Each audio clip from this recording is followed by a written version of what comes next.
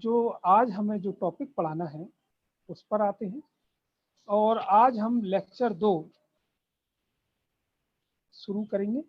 यहाँ पर मैं आपको बता दूं कि यहाँ पर थोड़ा सा कंफ्यूजन है कि हमने बताया गया था, आपको अनाउंस किया था कि आज लेक्चर 3 होगा।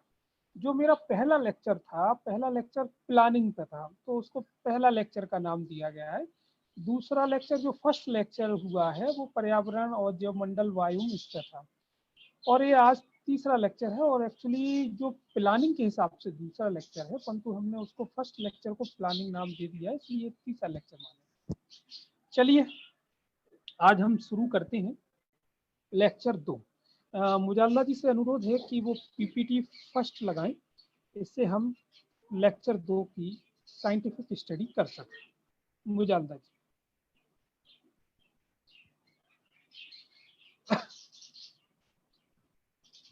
धन्यवाद मुजाल्ला जी। मैं विद्यार्थी जो भी जुड़े हुए हैं, मैं उनको यहाँ पे एक बात स्पष्ट करना चाहता हूँ कि आज तो मैंने जो अभी तक क्या पढ़ाया है उसका रिवाइज कर दिया, थोड़ा बहुत आपको समझ में भी आया होगा, परंतु अब आपको इस लेक्चर से कंटिन्यू बनाए रखना है 11 लेक्चर तक, क्योंकि ये जो सब्जेक्ट है इकोलॉजी एंड इकोसिस्टम, ये सब्जेक्ट ना तो सरल है और ना ही टफ है, और एक साइंटिफिक सब्जेक्ट है। अगर हम पहला लेक्चर समझ गए तो हमें दूसरा लेक्चर समझने में आसानी होगी। हम दूसरा लेक्चर समझ जाएंगे तो हमें तीसरा, मतलब कहने का अर्थ है कि ये लेक्चर आपस में एक दूसरे से जुड़े हुए हैं। चलिए हम शुरू करते हैं लेक्चर 2। देखिए यहाँ पर हमें पारितंत्र इकोसिस्टम को बृहद रूप में पढ़ना है। हमें इकोसिस्टम में क्या क्या पढ़ना है? पहला संकल्पना पढ़ना है, दूसरा इकोसिस्टम के घटक पढ़ना है, कंपोनेंट्स का अध्ययन करना है, तीसरा इकोसिस्टम का महत्व समझना है, इम्पोर्टेंस समझना है, चौथा है इकोसिस्टम के प्रकार। ये 3 प्रकार का होता है, स्थलीय, जलीय और संक्रमण, इनके बारे में समझना है। फिर इसके पश्चात हमें मैग्रोव वन के बारे में पढ़ना है। मैग्रोव वनों को पढ़ने के पश्चात हमें एस्चुरी को समझना है। एस्चुरी को समझने के पश्चात हमें आर्द्र भूमि वेटलैंड को समझना है, और वेटलैंड समझने के पश्चात हमें भारतीय वन, थोड़ा सा हम भारतीय वनों को समझेंगे। लेक्चर 2 का आज पार्ट ए है, मतलब हम आज ये पूरा नहीं समझेंगे, हम आज पारितंत्र को समझेंगे, इकोसिस्टम को समझेंगे। चलिए पीपीटी सेकंड मुजाल्दा जी लगाइए। हम लगभग 5th क्लास से पढ़ते आए हैं, और अब तो मैं देख रहा था कि मेरी बिटिया 3rd क्लास में है, तो वो भी इकोलॉजी पढ़ रही है, और वही चीज हम पढ़ेंगे। आप इकोलॉजी पढ़ने के पहले हम पढ़ेंगे ओइकोलॉजी, OECOLOGY। मैंने यहाँ पर कुछ पॉइंट्स बनाए हैं, आपको बड़े ध्यान से समझना है इन पॉइंट्सों को, और आपको पढ़ना इस तरह है कि ओइकोलॉजी किस भाषा का शब्द है। तो हम आएंगे, ओइकोलॉजी एक ग्रीक भाषा का शब्द है। फिर हम पढ़ेंगे कि ओइकोलॉजी शब्द दिया, तो ओइकोलॉजी जो शब्द दिया वो अर्नेस्ट हैकल ने दिया, जो 1969 में इस शब्द को दिया गया। यहाँ पर एक बात ध्यान दीजिए कि यहाँ पर सन आपको याद नहीं करना है, कि ये आपको तो याद भी नहीं हो पाएंगे, मैंने बस लिख दिया है कि ओइकोलॉजी शब्द अर्नेस्ट हैकल ने दिया है। पीएससी में पूछा ही जाता है। फिर उसके बाद आती है कि जो ओइकोलॉजी शब्द किन किन शब्दों से बना है। तो ओइकोलॉजी शब्द 2 शब्दों से मिलकर बना है। पहला है ओइकस, OIKOS, ओइकस, और दूसरा है लोगस, LOGOS, लोगस। अब देखिए ओइकस का जो अर्थ होता है हैबिटेट, ओइकस का जो अर्थ है हैबिटेट मतलब आवास, और लोगस का अर्थ होता है अध्ययन। इसका अर्थ हो गया कि ओइकोलॉजी शब्द का अर्थ हुआ कि आवासों का अध्ययन। अब जो मेरा अगला पॉइंट है कि आगे चलकर ओइकोलॉजी को कहा गया इकोलॉजी, ओइकोलॉजी को कहा गया इकोलॉजी पारिस्थितिकी। अब यहाँ पर मैं एक चीज आप लोगों से पूछना चाहता हूँ कि लगभग 90% स्टूडेंट, मतलब मेरा ये मानना है कि इस शब्द से अनभिज्ञ होंगे, वो सिर्फ इकोलॉजी को जानते हैं। इकोलॉजी को पहले ओइकोलॉजी के रूप में वर्णित किया गया था, इकोलॉजी बाद में कहा गया है। और आपसे यूपीएससी में क्वेश्चंस पूछा ही जाएगा, एमपीपीएससी में या स्टेट पीएससी में पूछने की संभावना तो कम है। यूपीएससी में पूछा जाएगा कि इकोलॉजी को पहले किस रूप में जाना जाता था।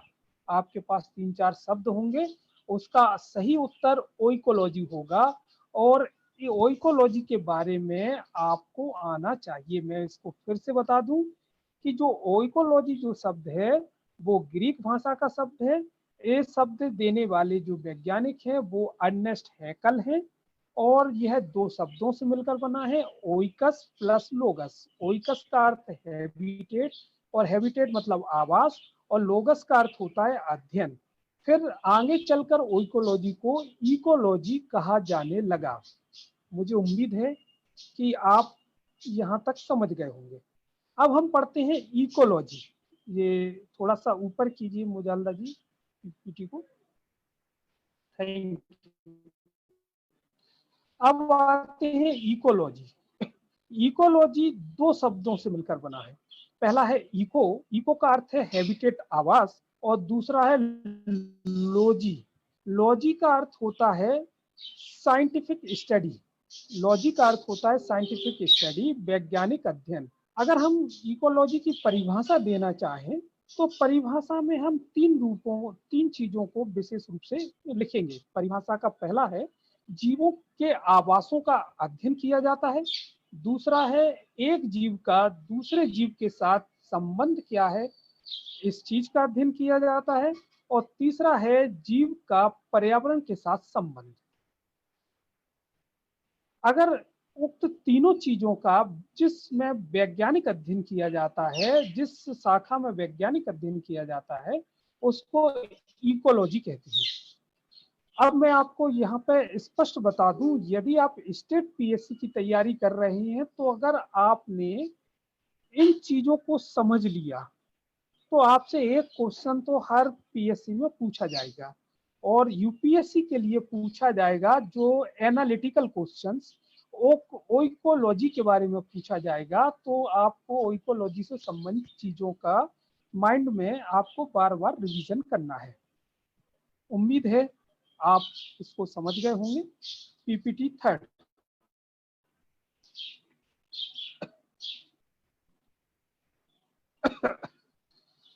अब हम आते हैं पारितंत्र पर। हालांकि पारितंत्र को हमने फर्स्ट लेक्चर में भी पढ़ा था, परंतु अब हम इसको विस्तार से पढ़ेंगे। पारितंत्र को ही पारिस्थितिकी तंत्र बोलते हैं, इसको ही इकोसिस्टम बोलते हैं, इसका आप ध्यान रखिएगा। पारितंत्र को हम 4 स्तर पर पढ़ेंगे। पहला हम संकल्पना को देखेंगे, पारितंत्र की संकल्पना क्या है। उसके पश्चात हम पारितंत्र के घटक देखेंगे, कंपोनेंट्स क्या क्या होते हैं। उसके पश्चात हम पारितंत्र का प्रकार समझेंगे कि टाइप्स ऑफ इकोसिस्टम कितने प्रकार का होता है। फिर हम समझेंगे पारितंत्र का महत्व, इम्पोर्टेंस पारितंत्र की। अब हम आते हैं कि पारितंत्र की संकल्पना या पारितंत्र क्या है। तो सबसे पहले पारितंत्र जो शब्द दिया, इसकी हम चर्चा पूर्व में भी कर चुके हैं, फिर कर रहे हैं। पारितंत्र जो शब्द दिया A.G. टांसले साहब ने दिया, और यह शब्द 1935 में दिया गया। A.G. टांसले साहब द्वारा पारितंत्र शब्द दिया गया 1935 में। ये बहुत ही इम्पोर्टेंट है, कई पीएससी की परीक्षा में A.G. टांसले साहब का नाम पूछा गया है। ये बहुत इम्पोर्टेंट है, आप इसका ध्यान रखिए। अब हम समझते हैं कि क्या है पारितंत्र, क्या है पारितंत्र क्या है। उसमें मैंने एक 2-3 लाइन लिखी है। ये लिखा है, पर्यावरण के जैविक और अजैविक घटकों का समूह पारितंत्र इकोसिस्टम कहलाता है। तो मुझे उम्मीद है कि इस संकल्पना को, पारितंत्र की संकल्पना को आप समझ गए होंगे। आगे बढ़िए मुजल्ला जी। अब हम समझते हैं कि कंपोनेंट्स ऑफ इकोसिस्टम, पारितंत्र के घटक क्या क्या हैं। अब मैं आपको, जो यूपीएससी की तैयारी कर रहे हैं सिंसियर रूप से, मैं आपको बता दूं, हर साल एक क्वेश्चन यहीं से पूछा जाता है। अब मैं आता हूं कि पारितंत्र के 2 घटक होते हैं। पहला है जैविक घटक, बायोटिक कंपोनेंट्स। दूसरा है अजैविक घटक, एबायोटिक कंपोनेंट्स। जैविक घटक को में 3 भाग होते हैं। पहला है उत्पादक, प्रोड्यूसर। दूसरा है उपभोक्ता, कंज्यूमर। तीसरा है अपघटक, डीकंपोजर। मैंने हिंदी के साथ साथ इंग्लिश भी लिखी है। दूसरा आ जाए अजैविक घटक। अजैविक घटक में हम भूमि, सॉइल को पढ़ेंगे, समझेंगे। जल, वाटर। वायु, एयर। प्रकाश, लाइट। ऊर्जा, एनर्जी। पोषक तत्वों को देखेंगे। देखिए, यहाँ पर मैं आपको बता दूं कि जैविक घटक समझना बहुत अनिवार्य होते हैं। बाकी की भूमि, जल, वायु, प्रकाश, ऊर्जा, ये इसका कोई महत्वपूर्ण ज्यादा रोल नहीं है और क्वेश्चंस यहाँ जैविक घटकों से ही आएंगे।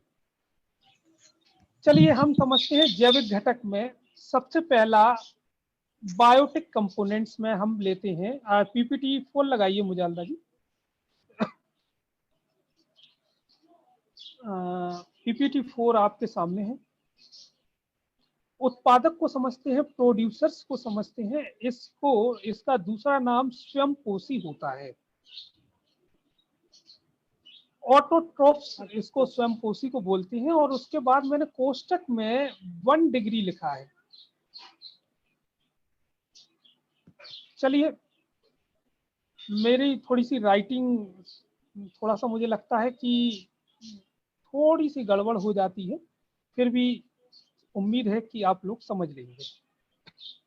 मैंने जो उत्पादक, प्रोड्यूसर या स्वयंपोषी और ऑटोट्रोफ्स के बारे में लिखा है कि जो अपना भोजन स्वयं बनाते हैं, जो अपना भोजन स्वयं बनाते हैं उसको प्रोड्यूसर या स्वयंपोषी कहते हैं। इसके जो एग्जाम्पल, अधिकतर जो एग्जाम्पल हैं, हरी वनस्पतियां हैं। अब मैंने एक चित्र के माध्यम से प्रकाश संश्लेषण की क्रिया को समझाया है। मैंने, जो आप देख रहे होंगे, हरा रंग जो है, हरा रंग का एक पौधा या पेड़ लेने की कोशिश की है और उसके बाद काले रंग से उसकी जड़ों को दर्शाया है। नीचे जो ये काले रंग से उसकी जड़ों को दर्शाया है। लाल रंग से मैंने सूर्य को दर्शाया है। और अब मैं इसको समझाता हूं कि प्रकाश संश्लेषण की क्रिया आप 5वीं से पढ़ रहे हैं, बचपन से पढ़ रहे हैं और आराम से समझ में भी आएगी। जो हरे पेड़ पौधे जो होते हैं वो वातावरण से कार्बन डाइऑक्साइड ग्रहण करते हैं। वातावरण से आता है, एटमॉस्फेयर से कार्बन डाइऑक्साइड ग्रहण करते हैं और आपको पता है ऑक्सीजन छोड़ते हैं। चलिए, जो जड़ होती हैं, जो जड़ों से ये पानी ग्रहण करती हैं, H2O ग्रहण करती हैं। सूर्य से सनलाइट उनको प्राप्त होती है, सनलाइट प्राप्त होती है। तो और इनकी पत्तियां जो होती हैं, वृक्षों की पत्तियां होती हैं, उसमें क्लोरोफिल पाया जाता है।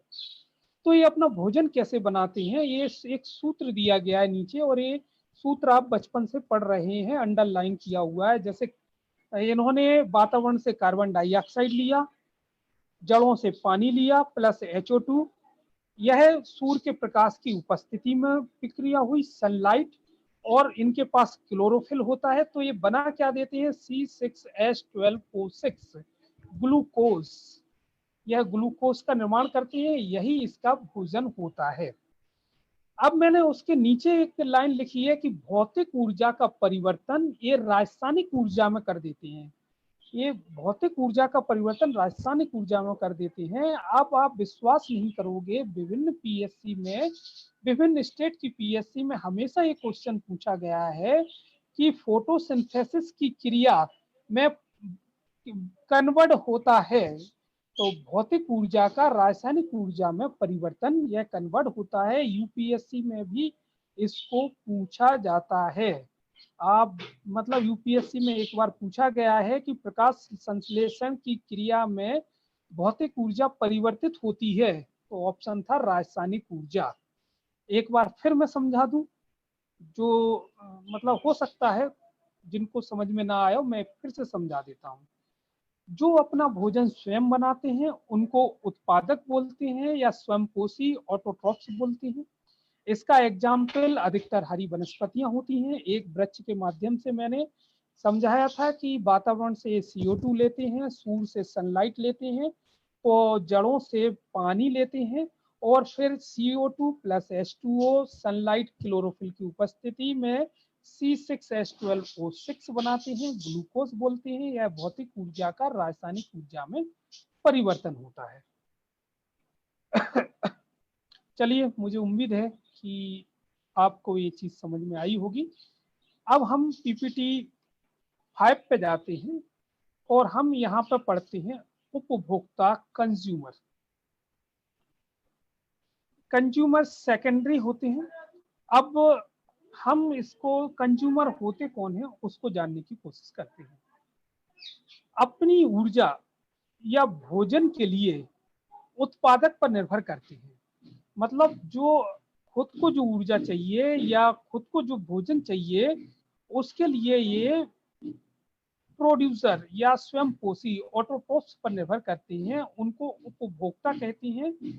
या फिर पारितंत्र के दूसरे जीव पर निर्भर करती हैं, उसको उपभोक्ता कहते हैं। फिर से समझिए, कंज्यूमर वो होता है जिसको एनर्जी प्राप्त करने के लिए, भोजन प्राप्त करने के लिए दूसरों पर निर्भर होना पड़ता है, उसको कंज्यूमर बोलते हैं। अब हम आते हैं कंज्यूमर कितने प्रकार के होते हैं। थोड़ा सा ऊपर कीजिए मुजालदा जी स्लाइड्स को।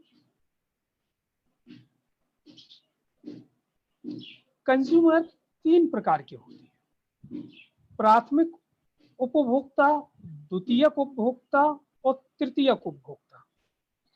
अब हम एक एक से पढ़ेंगे कि प्राथमिक, द्वितीयक, तृतीयक। ये चीज मैं आपको बता दूं, आप बचपन से पढ़ते आ रहे हैं और यूपीएससी में भी ऐसे ही बचपन वाला क्वेश्चन पूछा जाएगा, आप निश्चिंत रहिए। अब चलते हैं प्राथमिक उपभोक्ता पर। प्राथमिक उपभोक्ता जो होता है वो पूर्णतः शाकाहारी होता है या विशुद्ध शाकाहारी होता है।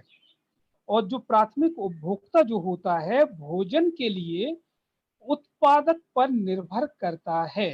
भोजन किससे प्राप्त करेगा प्राथमिक उपभोक्ता? उत्पादक से प्राप्त करेगा, प्रोड्यूसर से प्राप्त करेगा। और इसके जो एग्जाम्पल जो होते हैं वो है बकरी, हिरन, गाय, भैंस, इसके एग्जाम्पल हैं। फिर से मैं समझाता हूं, जो प्राइमरी कंज्यूमर होते हैं पूर्णतः शाकाहारी होते हैं, शाकाहारी होते हैं। ये भोजन के लिए प्रोड्यूसर, उत्पादक पर निर्भर करते हैं। इनके जो एग्जाम्पल हैं बकरी, हिरन, गाय, भैंस आदि। उम्मीद है प्राथमिक उपभोक्ता को आपने अच्छे से समझ लिया होगा। अगर नहीं भी समझा होगा तो इस स्लाइड के माध्यम से आप समझ सकते हैं। अब हम आते हैं कि द्वितीयक उपभोक्ता। द्वितीयक उपभोक्ता जो होते हैं वो शाकाहारी और मांसाहारी का समूह होता है। अर्थात द्वितीयक उपभोक्ता शाकाहारी भी हो सकते हैं और मांसाहारी भी हो सकते हैं या फिर सर्वाहारी हो सकते हैं। सर्वाहारी भी द्वितीयक उपभोक्ता हो सकते हैं, जैसे कि हम मनुष्य सर्वाहारी हैं। और ये जो भोजन के लिए है, भोजन के लिए किस पर निर्भर होंगे द्वितीयक उपभोक्ता? पहला, उत्पादक पर निर्भर होंगे, प्रोड्यूसर पर निर्भर होंगे, ऑटोट्रॉफ्स पर निर्भर होंगे और दूसरा उपभोक्ता पर निर्भर होंगे। उपभोक्ता मतलब कंज्यूमर। कौन से उपभोक्ता? प्राइमरी, उपभोक्ता जैसे कि बकरी पर निर्भर होंगे, हिरण पर निर्भर होंगे, और इसका जो एग्जाम्पल है वो है मनुष्य, बिल्ली, चूहा, इनके एग्जाम्पल हैं। फिर से मैं एक बार रिवाइज कर देता हूं द्वितीयक उपभोक्ता को। द्वितीयक उपभोक्ता शाकाहारी और मांसाहारी दोनों प्रकार के होते हैं, इनको सर्वाहारी भी बोलते हैं। और ये जो द्वितीयक उपभोक्ता भोजन के लिए निर्भर हैं, पहला उत्पादक मतलब हरी वनस्पतियों पर निर्भर हैं, उपभोक्ता प्राइमरी कंज्यूमर पर निर्भर हैं। एग्जाम्पल मनुष्य, बिल्ली, चूहा। चलिए आगे बढ़े। तृतीयक उपभोक्ता। तृतीयक जो उपभोक्ता होते हैं वो पूर्णतः मांसाहारी होते हैं। तृतीयक उपभोक्ता पूरी तरह से मांसाहारी रहेंगे, और इनका जो तृतीयक उपभोक्ता होते हैं इनका कोई भी जानवर शिकार नहीं करता है। अब मुझे आप बताइए कि शेर है, चीता है या बाघ है, चाहे भूखा मर जाए पर घास नहीं खाएगा। आपने कभी सोचा क्यों नहीं खाएगा? चाहे भूख से मर जाए पर वो घास इसलिए नहीं खाएगा क्योंकि उनका जो अग्नाशय है, आमाशय है, स्टोमच है, इस तरह से बनाया गया है कि वह घास को पचा नहीं पाएगा, और ज्यादा मात्रा में खा लेगा तो उसकी डेथ हो जाएगी। चलिए अब आते हैं, ये तृतीयक उपभोक्ता ये विशुद्ध मांसाहारी होते हैं, इनका कोई शिकार नहीं करता, और ये भोजन के लिए उपभोक्ता पर निर्भर करते हैं। प्राइमरी कंज्यूमर पर निर्भर करते हैं, सेकेंडरी कंज्यूमर पर निर्भर करते हैं, और इनके जो एग्जाम्पल हैं वो है शेर, बाघ, चीता। उम्मीद है आपने इसको समझ लिया होगा। मुजालदा जी स्लाइड्स को ऊपर कीजिए।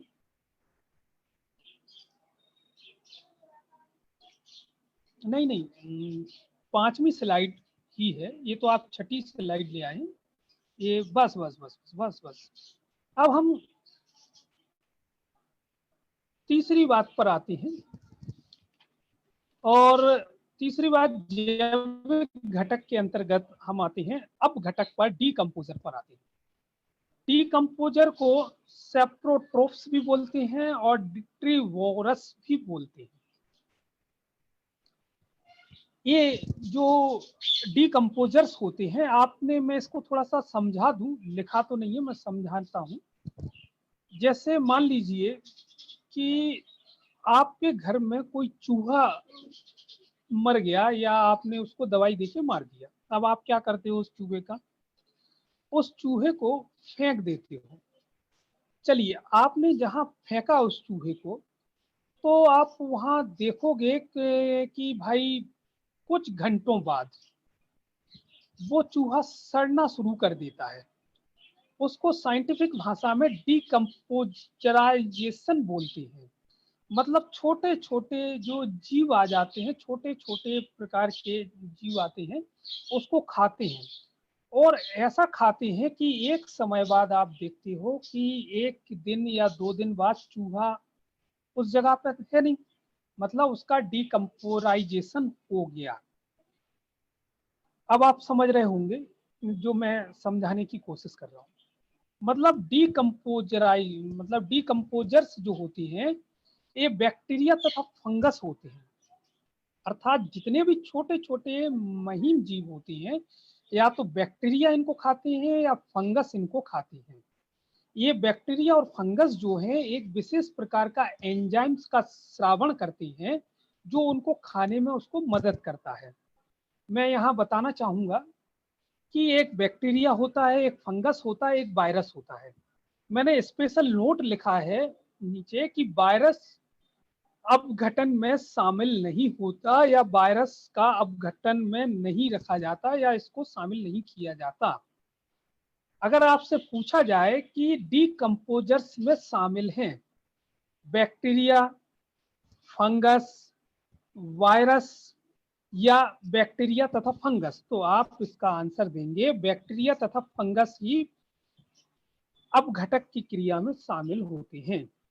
क्वेश्चन आपसे यूं भी पूछा जा सकता है कि अपघटन में कौन शामिल नहीं है, बैक्टीरिया, फंगस या वायरस, तो आप लगा दोगे वायरस शामिल नहीं है। मैंने नीचे डेट्रियो वायरस लिखा है, यह इसका एग्जाम्पल मक्खी व केंचुआ होती हैं।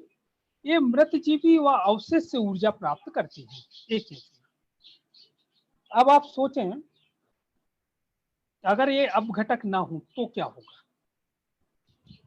अगर ये अपघटक ना हो तो पृथ्वी पर बीमारियां बढ़ जाएंगी, बदबू फैल जाएगी, बीमारियां इतनी बढ़ जाएंगी कि हम संक्रमित हो जाएंगे। इसलिए अपघटक का होना अच्छा है।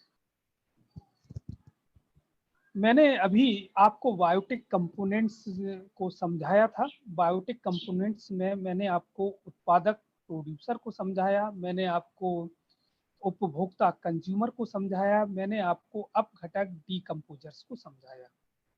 मैं आपको यहाँ आश्वस्त करता हूँ कि अगर आपने ये 3 चीजें, उत्पादक, प्रोड्यूसर, उपभोक्ता, कंज्यूमर, और अपघटक, डीकम्पोजर्स को अच्छी तरह से स्टडी कर लिया तो यूपीएससी एक क्वेश्चन यहाँ से घुमा फिरा के पूछती है। आपको एनालिटिकल की क्षमता आ गई और धीरे धीरे आ जाएगी। मैं आपसे वादा करता हूँ धीरे धीरे आ जाएगी, और आप यहाँ से एक क्वेश्चन हर साल पूछा ही जाता है, इसलिए ये स्लाइड इतनी महत्वपूर्ण है। हम आगे आते हैं। पीपीटी 6 जो हमने अभी तक पढ़ा, हमने पढ़ा उत्पादक। हमने देखा कि उत्पादक कौन है? हरी वनस्पतियां हैं। उत्पादक को कौन खाएगा? मतलब उत्पादक किसके द्वारा खाए जाएंगे? तो प्राथमिक उपभोक्ता द्वारा खाए जाएंगे। अब प्राथमिक उपभोक्ता जैसे टिड्डे, इसको खाते हैं, हरी वनस्पतियों को। अब प्राथमिक उपभोक्ता को कौन खाएगा? द्वितीयक उपभोक्ता खाएगा। जैसे टिड्डे को कौन खाएगा? मेंढक खाएगा। फिर मैंने पढ़ाया आपको तृतीयक उपभोक्ता। तृतीयक उपभोक्ता सांप हो सकता है, बाज हो सकता है। सांप, मेंढक को कौन खाएगा? सांप खाएगा। इसी तरह सांप को कौन खाएगा? बाज खाएगा। आपको पढ़ने में ऐसा लग रहा होगा कि यार ये तो हम 5वीं 6वीं में ही पढ़ते आए हैं, इसमें क्या है? अब मैं आपको यहाँ ये कहना चाहूंगा कि 5वीं 6वीं में आप जरूर पढ़ते आए हैं और 5वीं 6वीं से पढ़ रहे हैं, परंतु आपने इसको कॉन्सेप्ट क्लियर नहीं कर पाए अभी तक। अब जरूरत है कॉन्सेप्ट क्लियर करने की।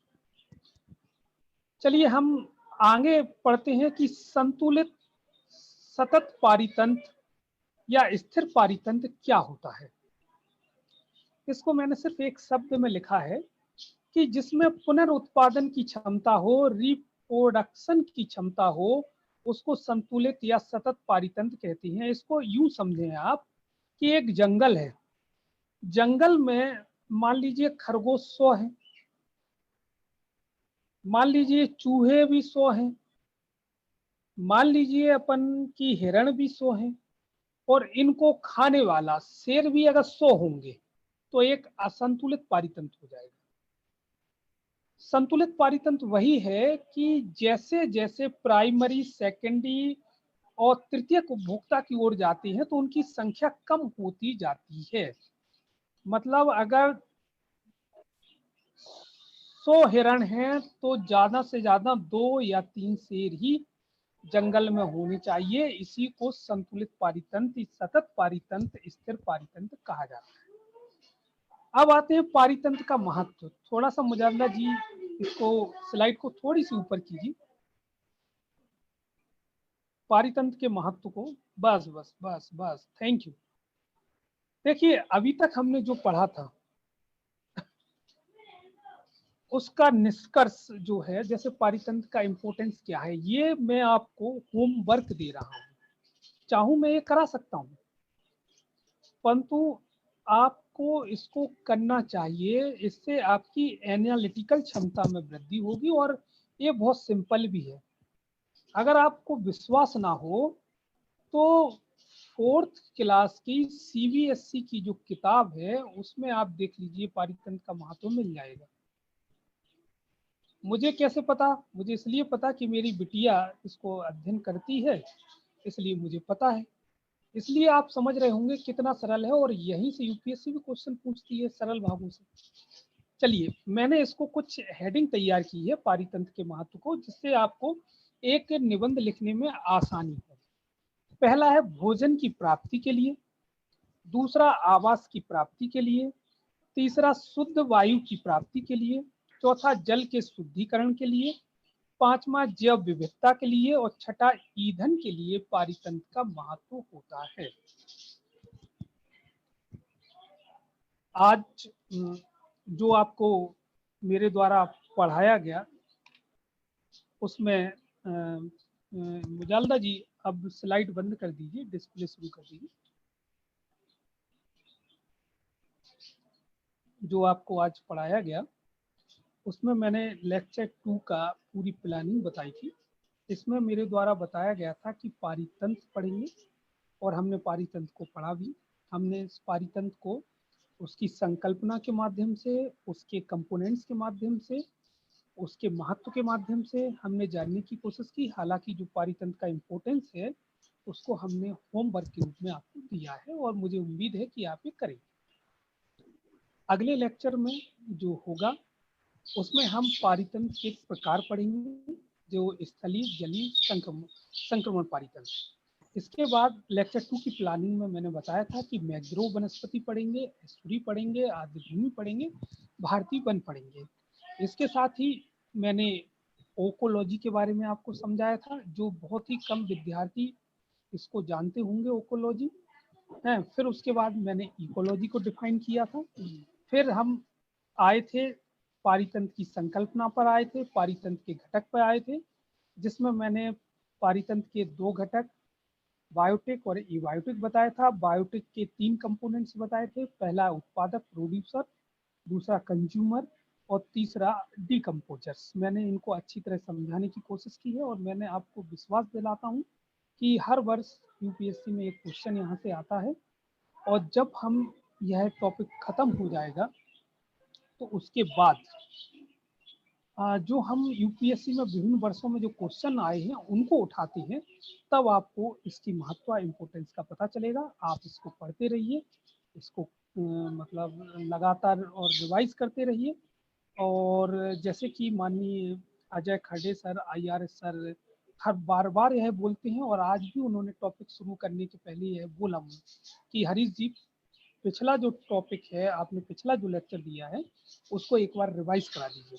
उनका कहने का अर्थ है, रिवाइज करने का तात्पर्य ये होता है हम जितनी बार रिवाइज करेंगे जिस चीज को, वो हमारे मस्तिष्क में उतनी गहराई से बैठेगी और हमारा कॉन्सेप्ट उतना क्लियर होगा। इसलिए मेरा भी यही कॉन्सेप्ट है कि बार बार रिवाइज करें, और आप देखेंगे कि जब जब आप रिवाइज करेंगे आपको बहुत अच्छी तरह से यह जो कॉन्सेप्ट है गहराई से समझ में आएगा।